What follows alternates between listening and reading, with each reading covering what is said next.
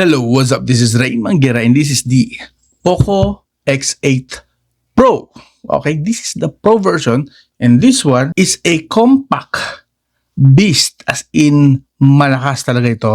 So, kung naghahanap kayo ng pangmalakasan na smartphone pero hindi masyadong malaki sa kamay, yan, parang ganito, well, baka ito ang smartphone na para sa'yo. Kung interesado ka, let's start. Bagong labas na phone, gusto mong malaman specs, features, presyo, di ka malilito riyan. Sa bawat review, malinaw at totoo. Text simplified, di ka na maguguluhan bro.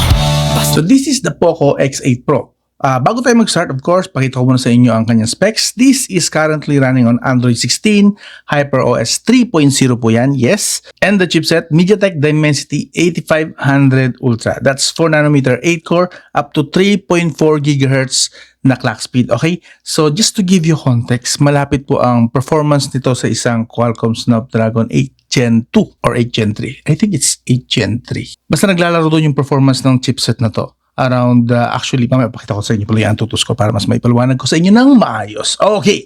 The rest of the specs, of course, meron itong Mali G720. That's 8-core din. Same ng chipset. Parehong octa-core. Up to 1.5 GHz naman ang kanyang GPU. And this variant is 12GB, 256GB na storage. Pakita ko sa inyo yung saglit. Yun. So, 12GB and 512GB na storage. Actually, 528GB siya. May extra space siya for partition ng cache. Now, pause nyo na lang tong video kung gusto nyo pang basahin yung specs. Ako'y magtutuloy na sa real talk at detalyadong review. Okay? Let's go! Okay, sa build and design, actually, this is one of the, I think, nakakamiss din talaga yung compact smartphone since I have been using phablet size ng mga smartphone, 6.7, 6.8, and 6.9 inches dito sa studio na to. And for personal use din. So, nung nakita ko to, nung in-unbox ko to, actually, iba yung dating sa akin. Very impressed ako. And actually, meron akong unboxing video sa Tech Diario dun sa aking Tech News na channel para sa unboxing nito. Okay, hiniwalay ko na lang kasi para hindi redundant eh. So, kung gusto nyo mapanood yung unboxing and unang test, actually meron din tayong video sa kabilang channel. Okay? Now, this one, as you can see, napakasimple lang ng design niya and lahat ng corners actually rounded. And I think ang dating sa akin, very professional yung design nito. Simple, walang masyadong maarting design. And this makes this na parang pang good for business people. Tapos ang kinaganda pa, hindi porket maliit siya, mahina. Hindi. Malakas pa ito. Highly optimized pa yung kanyang chipset and operating system. Papakita ko sa inyo rin yan mamaya sa performance na test. So this one, I think people will love this. Professionals, even actually mga mature na mga tao dyan na users, pwede. Kasi sa akin, ang lakas ng appeal ng ganitong design ngayon. Napakasimple lang and very ergonomic sa kamay. Hindi siya, walang matalas na part. So kahit matagal mo siyang gamit, hindi rin siya masakit sa kamay. Yes. And okay. Anyway, konting tour lang. Dito sa gilid, meron tayong tatlong antenna lines. Meron po kasi itong metal frame. Yes, and glass back naman po ito. Itong likod, glass back lang po siya. So, medyo ingat-ingat nyo ng konti. But this one, don't worry, napakatibay po ng corners niya. Now, andito yung volume rocker with an accent of orange or red. I think that's red. Papuntang red at least. And the volume rocker. Sa taas, meron tayong infrared blaster doon. A noise cancellation mic, and another dalawang antenna lines. Yes, actually malakas po ang sagap ng signal nito. Papakita ko lang sa inyo mamaya actually para hindi naman kayo mabitin. And then of course, meron tayo ditong antenna line, isa lang. And sa baba, another antenna lines, dalawa naman dito. We have the main speaker, the USB Type-C 2.0 with OTG support, and the main microphone. And finally, the SIM card slot, yan papakita ko sa inyo, with dual SIM tray po. Non-expandable po ito. So, it would be best na kunin nyo kagaya nito, 512GB na storage. This is again, the 12GB, 512GB na storage. Okay? If magkakaroon ng 1TB, I'm not really sure, but we'll find out sa announcement. But right now, ito I think ang pinakamalaking variant, the 512GB na storage. So, in terms of design, I think since naririnig nyo naman na gustong-gusto ko talaga yung design, bibigyan ko ito ng 9 out of 10 for its design. And the compact, actually kinoconsider ko siya maging secondary phone. I don't know why, pero ang lakas kasi ng dating sa akin. Pero pag-iisipan ko pa, kaso may mga gusto pa akong i-review kasi. And need ko din agad i-dispatch ito. But anyway, abangan nyo na lang pag ipinost ko na to, okay? So again, sa design, build and design, bibigyan ko to ng 9 out of 10. Solid, sakto lang din yung bigat, and very ergonomic sa kamay. Nice. Okay, now, sa performance na tayo.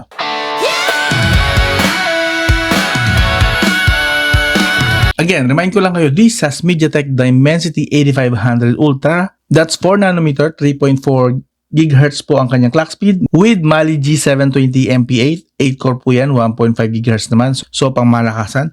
And the Antutu score is nasa 2 million. Yes, that's, I believe, the score of Qualcomm Snapdragon 8 Gen 3. Correct me if I'm wrong, pero kung tama ang pagkakaalala ko, that's ganun siya kalakas. This is flagship. This is almost flagship level na performance. And look at that. The GPU, mas mataas ang score sa CPU. That means, pangmalakasan yung GPU nito. Yes. And of course, ang translation yan sa actual na games, eto na. Sa Call of Duty Mobile, sinet natin siya sa medium graphics and ultra FPS. Nag-run po siya ng 116 to 120 FPS at 42 degrees Celsius.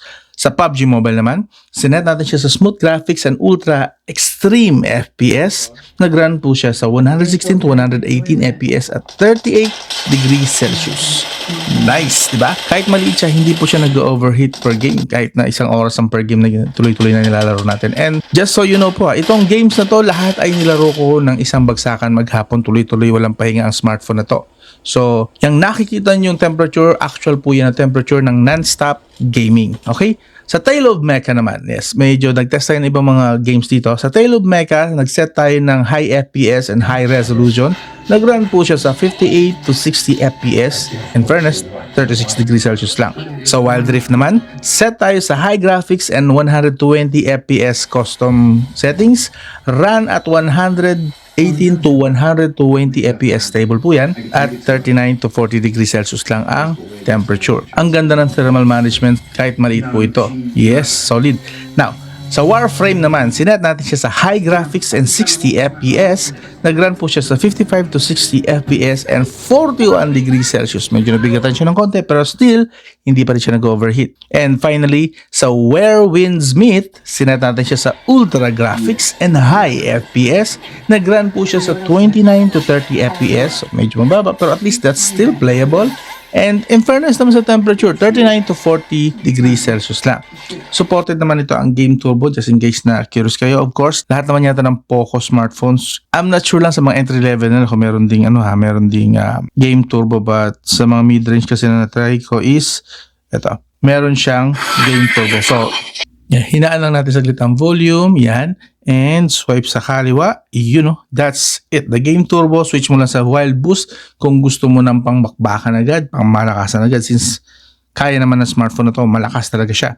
And of course, kapag, hindi ko yata na-test pala ang, what do you call this, the Mobile Legends, pero in case na curious kayo, kaya po hanggang Ultra FPS and pwede nyo isagad sa Ultra graphics. Ultra po rito sa smartphone na to sa Mobile Legends. Hindi ko ito-test kasi hindi naman ito demanding na game. Ang pinaka-issue nito, kaya lang naman nagkakaproblema mga players, is sa server. Yung yung lag. Pero kung graphics lang pag-uusapan, ako sisiw ang Mobile Legends sa smartphone na to. But anyway, continue tayo. So sa performance, since ang ganda ng pinakita niya and wala po tayong naranasan dito na frame drops at overheating, and kahit nasa 30 degree room temperature ang ginagamit natin na test area, nagpakita naman siya na kaya niya na mag-stable ang performance. So that means, bibigyan ko ito, again, babangga ko lang sa performance niya and sa price. This deserves a 9 out of 10. Yes, 9 out of 10 performance rating. Nice! Yeah, highly recommended to. And sa ganito kaliit na phone, at tapos ganito kalakas, parang sleeper build no? Ang liit pero halimaw pala. This one, the Poco X8 Pro. Now, sa battery naman, di pa tayo.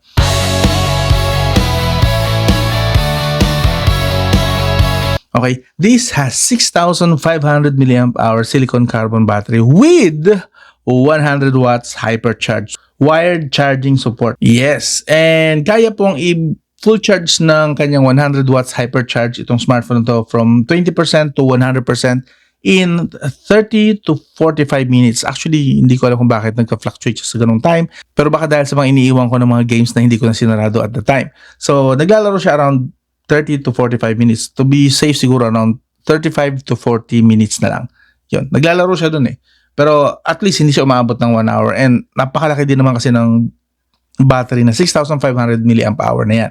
Now, Sa PC Mark, of course, hindi mawawala yung test na yan para malaman natin kung magandang optimization ng smartphone na to. Na-test ko lang siya actually one time sa half brightness, half volume. Nakakuha po siya ng 15 hours and 45 minutes. This is actually very good. Not super impressive pero very good na po ito. Since 6,500 mAh nakakuha siya ng almost 16 hours. This is half brightness, half volume. So, since nakalimutan ko na siyang i-test for full brightness, full volume, ang tansya ko na lang dito, I think around 11 hours ito. 11 hours ang full brightness, full volume with internet. This one is half brightness, half volume with internet. Still, kung gagamitin niyo ito for office use lang, like hindi naman kayo lalabas sa tanghaling tapat, that's almost 16 hours. And kung gagamitin niyo naman ito ng full brightness naman dahil sa tanghaling tapat, rider kayo or something like that, outdoor ang activities nyo, this could last you at least maghapon. Solid na po yan. Yes. And of course, may mga features to na like battery cycles and battery health monitoring. And of course, meron din itong switch sa ultimate mode. This is actually, sa mga hindi nakakalam, this is like the game turbo. Pero instead na game yung i-boost is buong performance ng phone kahit na nagfe-Facebook ka lang pag nilipat mo dyan sa ultimate mode na yan. Of course, I recommend na balance lang gamitin nyo. Pero just in case lang, like nag-video edit kayo or something at kailangan nyo talaga ng full performance ng smartphone na to at ng chipset niya, well, go for ultimate mode. Again, this is like the game turbo pero hindi games yung ibuboost niya. Buong phone na talaga, lahat ng performance, isasagad niya sa ultimate mode. Malakas nga lang sa battery din yan, ha? Expect nyo malakas sa battery po yan. Okay? So, sa battery, bibigyan ko ito ng 8 out of 10 since maganda naman ang pinakita niyang score at lalo na sa endurance. Sa PC Mark, pang makunat din talaga. 8 out of 10 deserve na to ng smartphone to, ni Poco X8 Pro. Now, lipat na tayo sa display.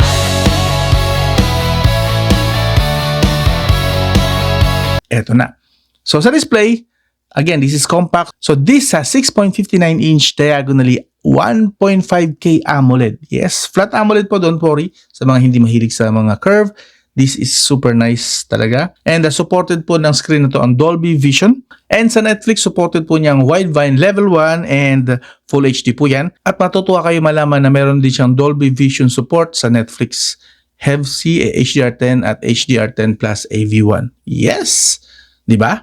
Sa ganito kaliit, again, compact, meron ka ng Dolby Vision sa mismong Netflix. Dati pang mansanas na phone lang yan, but ngayon, see that? Pero na tayo dito sa mid-range lang ng Poco X series. Yes!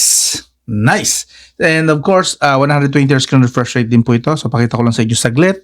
Sa display, punta tayo dito. See this, as you can see, the whole time na nireview natin siya, sinet ko lang siya sa 120Hz screen refresh rate. So yung nakita nyo yung battery result kanina, 120Hz screen refresh rate po yun.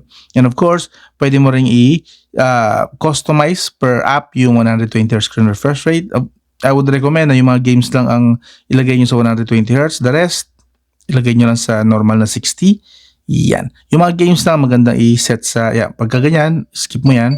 Lipat ka sa, napindot yung Warframe. But anyway, you get my point, di ba? Yes, that's it. And other things, meron po siyang color scheme. Ang ginamit natin dito, Original Color Pro, which I forgot na dapat ilagay ko siya sa Vivid. Mas gusto ko nga pala ang Vivid.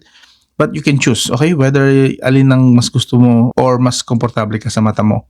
Okay? I prefer usually Vivid pero nakalimutan ko nga siyang iset. And then, what else?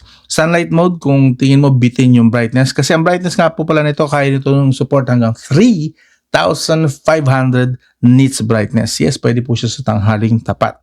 Okay? And meron din siyang 3,840Hz PWM dimming. So, yeah. And of course, kung bitin, again, kung bitin yung normal na auto brightness, i-turn on mo lang tong sunlight mode para mas lalo siya maging bright. And expect nga lang, mas malakas siya sa battery. Okay? Just so you know lang. And kung tatanungin nyo naman ako kung gaano kaganda ang display na yan, well, yan, pakita ko na lang sa inyo yung mga video samples ng mga pinanood natin sa YouTube and Netflix. So, kita nyo naman, buhay na buhay, di ba? Ang ganda po manood dito. While it's still small, pero hindi porket small, pangit ang ilalagay ng display. Hindi, ang ganda ng display nito. Solid. Panooran talaga. Again, not all people naman gusto is malaking screen. Marami rin naman akong kilala na gusto maliit lang, compact lang, magaan sa bulsa. Actually, hindi siya magaan sa bulsa. Medyo may kabigatan nito. Kasi, kita nyo naman, glass back, metal frame. So, hindi siya sobrang gaan. premium ang feel niya at yung bigat. So, solid para sa akin ito. So again, okay to. Kung display ang usapan, maganda kung sa maganda talaga. And pure AMOLED po yan. Of course, supported din ito ang HDR10 Plus and HDR Vivid. Okay? So, sa display, bibigyan ko to ng 9 out of 10. Okay? Kahit na hindi siya ganun kalaki, still, ang ganda naman eh. Premium quality display. Solid. So, 9 out of 10 para sa display nito. Yes! And then, of course, lilipat tayo ngayon sa the camera.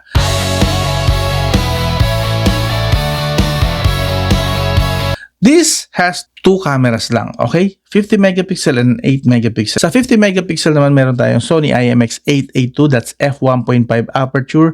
Wide po yan, and the other one is 8 megapixel f2.2 ultra wide naman. Sa front, meron tayong 20 megapixel na sensor. And ito po ang mga shots na nakuha natin at kayo na po mag-decide kung pasado yan sa inyo.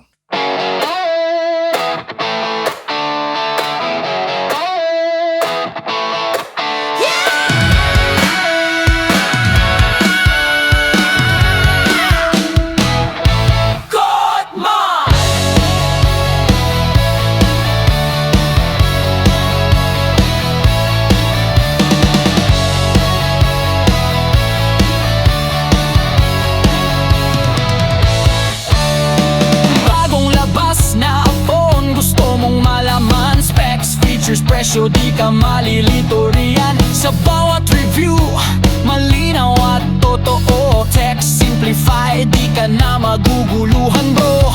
Basta smartphone, kami ang bahala. Kahit budget o flagship, lahat may tala. Botman, yeah, tech na malinaw.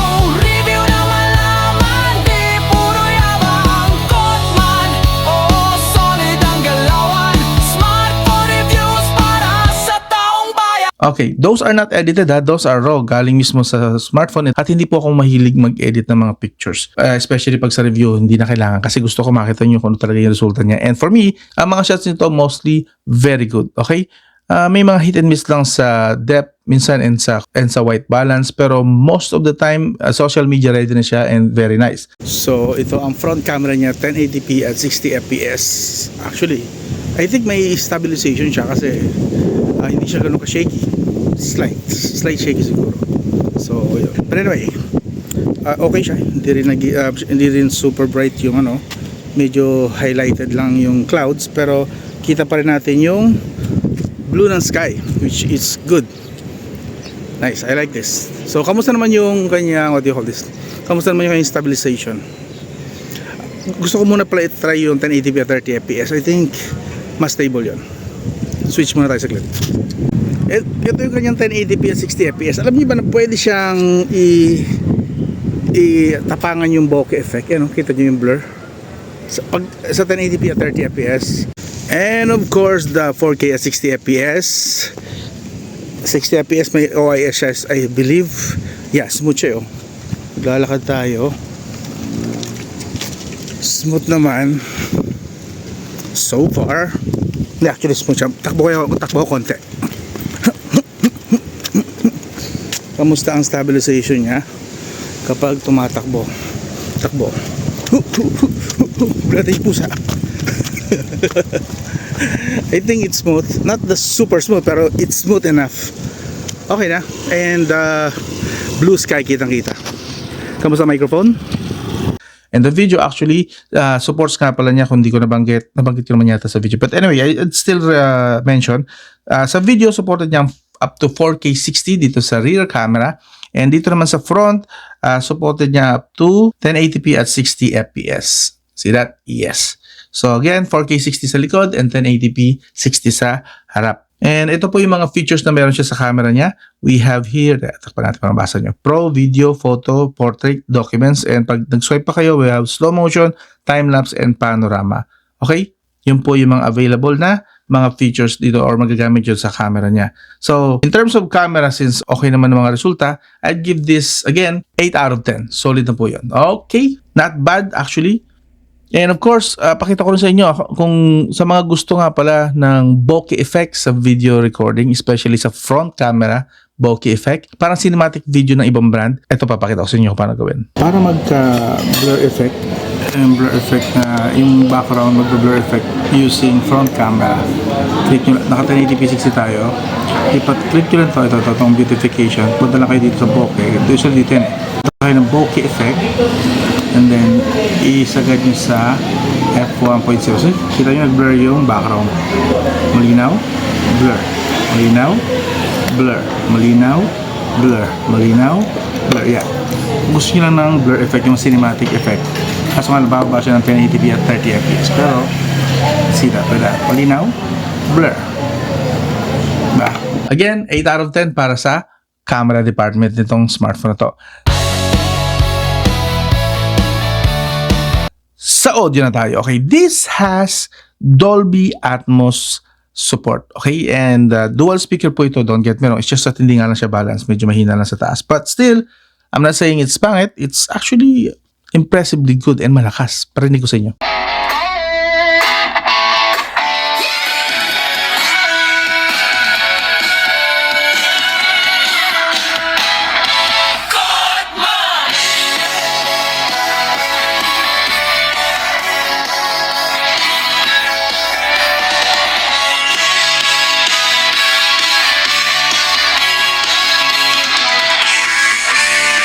Bagong labas na phone, gusto mong malaman specs, features, presyo, di ka malilito riyan. Sa bawat review, malinaw at totoo, text simplified. And of course, speaking audio pa rin, meron po tayo sa Bluetooth codec naman ito. Kung gagamit kayo ng wireless, supported niyang SBC, AAC, Qualcomm aptX audio, aptX HD, LDAC, of course, that's high definition, aptX adaptive, aptX TWS Plus, at lahat ng LHDC, which is high bitrate po yung mga yan. Nice, diba? Kompleto na rito din. So kung ikaw ay isang audiophile, solid din po itong smartphone na to. So again, very good po ito sa mga professional na mga users din na hindi gusto na malalaking screen. Okay? Actually, 6.59 inches, hindi rin naman talaga maliit. Malaki pa rin naman yan technically. 6.59 inches. To give you a context, this is the Poco F8 Ultra. So actually, konti lang yung difference. So, kita nyo naman, di ba? Konti lang yung difference eh. Let me align them. Ayan. Konti lang naman ang difference. Hindi naman talaga siya sobrang compact. Konti lang. It's just that, alam mo na, sanay lang ako sa ganito mga smartphone na ngayon. Mas preferred ko lang. Pero again, I'm considering din na gawin itong secondary phone. I'm not really sure. I have to check muna kung kaya pa ng budget na hindi magbenta ng isa pang smartphone. Pero kailangan ko kasi magpaikot for reviews eh. So, pagpasensyaan nyo na. Abangan nyo na lang in case na i-post ko to. Okay? So, sa audio, since maganda naman siya, medyo bitin lang ng konti tayo sa bass, pero at least malinaw at walang crackling sound. So, bibigyan natin siya ng 8 out of 10 sa audio rating. So, 8 out of 10, solid na solid para sa smartphone to. Again, napakalit nito, pero napakalakas pa rin ng audio. Nice. And then, of course, finally, lipat na tayo sa connectivity. So, this smartphone supports 4G LTE, 5G VoLTE, and VoWiFi. As you can see, yan. Yes, supported po yan. And malakas po sumagap ito ng signal, actually. So, speed test, ito po ang papakita ko sa inyo sa mobile data. Napaka-impressive, malakas po sumagap ito. Whether smart, globe, or dito. Pero, whether smart, globe, or dito, solid. No need na setup. Diretso, plug and play na. And of course, sa Wi-Fi speed test, kuhang-kuha niya rito ang aking 800 Mbps na internet speed and bandwidth. Alright. And of course, ginamit din natin ito sa biyahe, GPS accuracy 1 to 2 meters. Actually, very excellent po yung kanyang GPS accuracy. Since napakarami naman kasi ng nito, global positioning na mga nilagay dito ni Poco. Meron siyang GPS, Galileo, QZSS, Navic, GLONASS, and BDS. Yes, kompleto na rito. So, compact, pero kompleto. Diba? Solid. So, I would say, again, kung hindi kayo mapili, hindi kayo nag-iinarte sa size, actually very good contender ito. So yes, lipat na tayo ngayon sa verdict. Sa verdict, bibigyan ko ito ng 8.5 out of 10. Yes, ganun po kaganda ang binigay niyang performance. Mababa ang expectation ko rito kasi maliit. I thought magiging prone siya sa overheating, but no. Although yes, umaabot din siya sa warm, pero of course, understood na yon. Pero still, I was expecting this na mag-overheat talaga like 50. Pero no, nothing like that. Ang pinakamataas ko is 42 degrees Celsius. Kaya niyang i-manage yun at hindi ako nagka-problema sa thermal throttling. And even if FPS, wala rin bagsak ng FPS dito eh. I don't know why, but this is good. So, I would recommend na, yes, highly recommended sa akin itong Poco X8 Pro. consider nyo, hindi na masama ito. Very nice. So, for the price, lalagay ko na lang dito kasi alam ko magkakaroon siya ng discount, big discount for launch price. Alamin ko muna. Pero in case lang dito yan, dito ko na ilalagay yan and I will let you know if ever man magkaroon ng mga discount vouchers or so on. Okay, try ko ilagay sa comment section. Or if ever man, kung meron talaga siyang malaking discount at interesado talaga kayo dito, iwan ko dito sa floating tag na to. Click nyo to. Usually dito yan nagkakaroon ng mga discount. 1,000 to 5,000 pesos. Tsambahan ika nga. Again, check nyo lang. Wala namang mawala. Check nyo rito. Floating tag ng Shopee and Lazada. And hopefully, mabili nyo to na mas mura kaysa sa SRP niya. Okay? Again, this is the Poco X8 Pro. And I like this one and I can recommend this one. Okay, solid. This is Ray Manguera. Kung nagustuhan nyo yung ganitong review na talagang may test, na talagang ginamit, hindi natin inuhulaan, I hope consider nyo mag-subscribe, like, and share. Okay? Para updated kayo ng mga ginagawa natin video dito at pinapublish. Actually, meron din tayo dito mga Android tips and tricks, mga problems sa Gcash, so on and so forth, pinopost din natin dito. So I would consider, kung bago lang kayo rito, mag-subscribe na kayo, boss. Sulit ang subscription nyo dito. Yes, and even the likes. Again, this is Ray Manguera. I'll talk to you again soon.